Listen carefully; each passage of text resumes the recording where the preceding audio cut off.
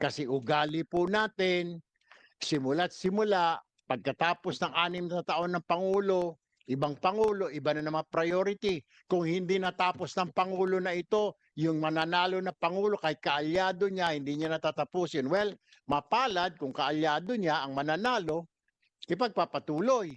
Pero kung hindi, credit sa kanya yan eh. Hindi naman credit sa akin yan. Ako nagpagawa niyan. Yun ho ang mentality. Hindi lang po sa national, pati sa local. Ang mga kalsada, tulay, paliparan, daungan, railways, digital infrastructure, water system, at energy projects ay hindi lamang para sa kasalukuyan.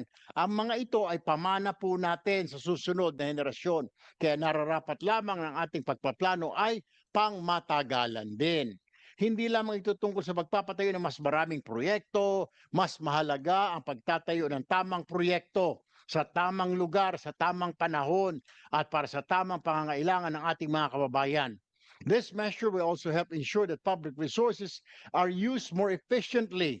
Kapag maayos po ang pagpaplano, nababawasan ang duplication, napapabilis ang implementasyon, at mapapalakas po ang accountability.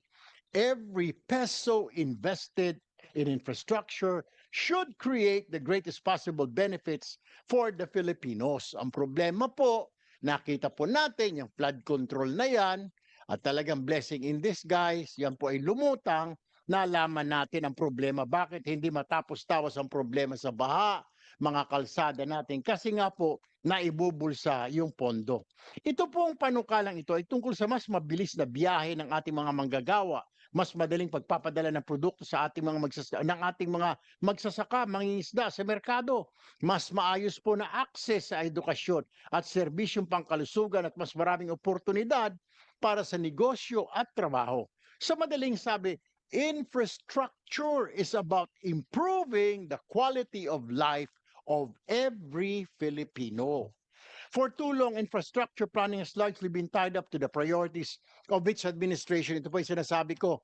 Administrasyon ngayon, ito, susunod, ito, sunod, ito. Hindi na hong katapusan. So, kung yung Pangulo, taga Cebu, puro sa Cebu nakapokus. Paano yung Mindanao? Paano yung Luzon? Pag yung Mindanao naman, nakapokus doon. Paano yung Luzon? Paano yung Visayas? If we have a master plan, it doesn't matter kung saan manggagaling yung susunod na Pangulo. Kung may ginagawang proyekto sa Visayas, sa Iloilo, yung nanalo ay taga Mindanao, kami hindi na gagawin. Kailangan hong tapusin. That is the problem, and that's what we are doing right now. That's why we need this mga bills passed para alam natin ang direksyon.